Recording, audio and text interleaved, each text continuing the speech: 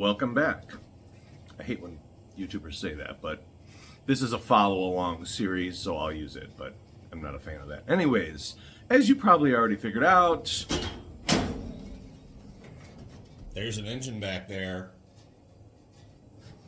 And I will walk you through how this process came to be so far, or what happened yesterday at least.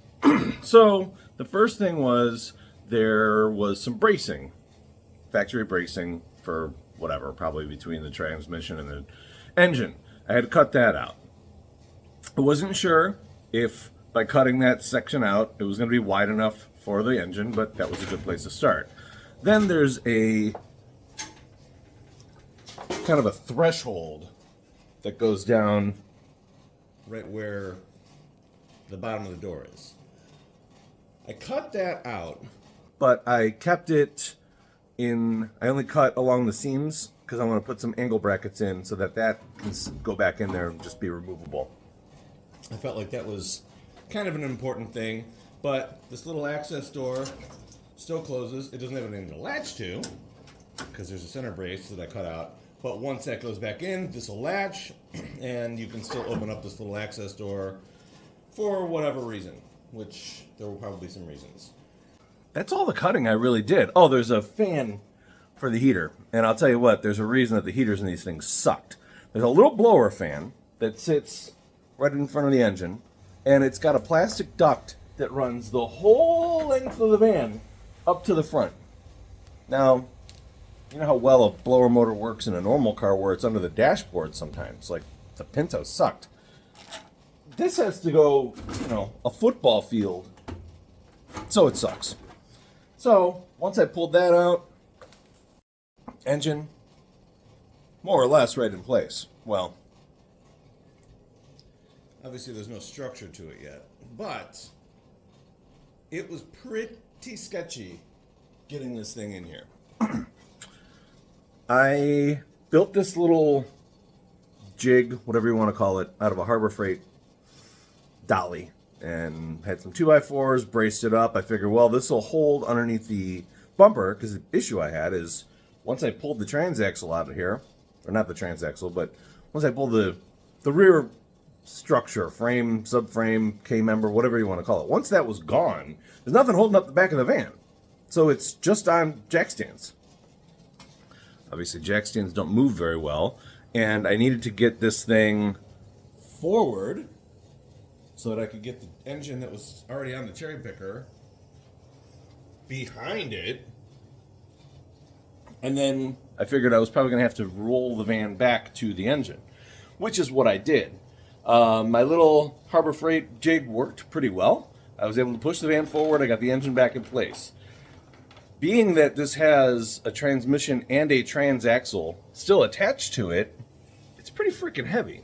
And it's not really balanced very well. And I'm just using the carb plate, so I didn't have a way to really balance it out. So it was spinning around. It was doing all kinds of things. And I did everything I could to keep it straight. I got the engine back behind the van, and then I had to get the van back to the engine. Well, now, if I'm using the floor jack, which had about 6, I think, cut off 2x4s on top of it, because the back of the van's so high, I'm rolling it backwards on that. 2x4s are moving and flexing. And then I had to get the back of the van high enough to go over the engine, because I wasn't going to be able to navigate the boom and everything in through the back doors. I'm like, well, there's nothing underneath here. I'll just go over the engine, reconnect the cherry picker, lift it up so we figure out if it's going to hit anything, right? Easy enough. It wasn't difficult per se, but when I'm by myself and I'm looking at my new van that I've removed the whole rear end from, hovering the rear bumper over my new engine, I'm like, wow, I could pretty much destroy everything that I'm working on in one fell swoop here. Thankfully, it didn't come to that. But I gotta say, when I'm behind that thing, I'm jacking up the boom of the cherry picker here, And of course, that, like, the distributor cap hung up on the bumper, right? Well, you can't just navigate in it because everything's just dangling in midair. But got it under, but I'm jacking up the boom and I'm jacking up the floor jack. That's why I don't have much footage from this, because I couldn't film also as much as I would have loved to. So I'm giving you a recap of what happened. But it's in there. And again, all I did was I cut out that one cross brace and removed the duct for the fan. I mean, this piece here didn't really have anything to do with the engine fitting or not. So you can see it's in there.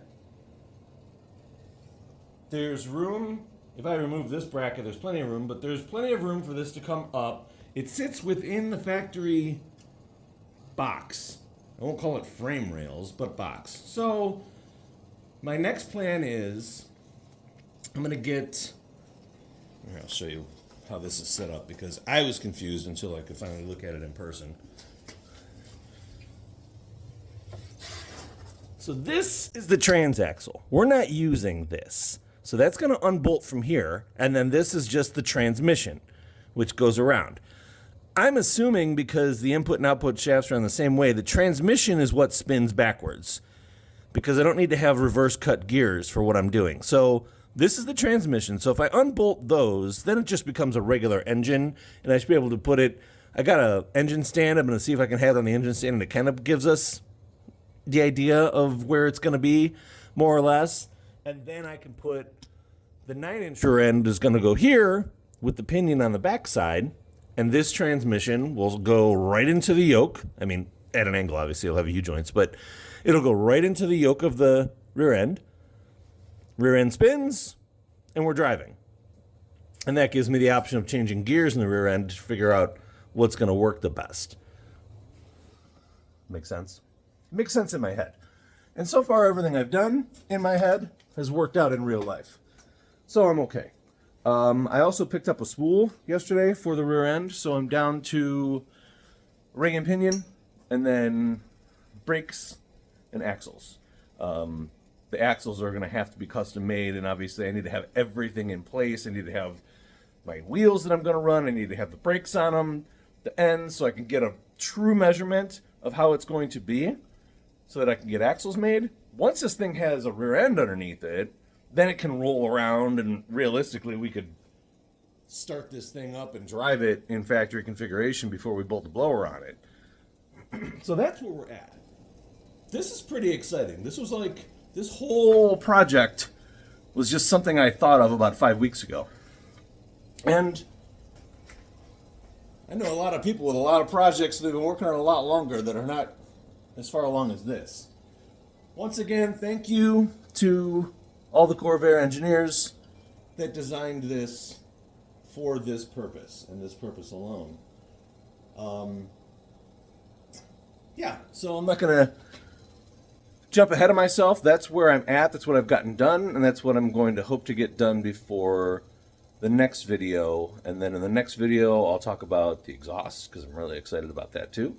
And hopefully we'll be able to have this thing up in place where I can make some templates of motor brackets out of cardboard so I can have them cut, and we can figure out what we need to do to reinforce this frame back here, because obviously it's not, the structure wasn't meant for what I'm doing for it, so it needs some reinforcement. But there's plenty of room to add extra frame rails here that, obviously the engine will attach to. Then we'll look at the roll cage and how that's going to work. But there's a lot of room in here. This, I think everybody thought I was going to have to cut the death out of this thing. And honestly, if I wanted to, which I never will, you could put that subframe right back in here and put the van back to the way that it was, because nothing of any substance has been cut out. So there you go. That's where we're at. Cool stuff.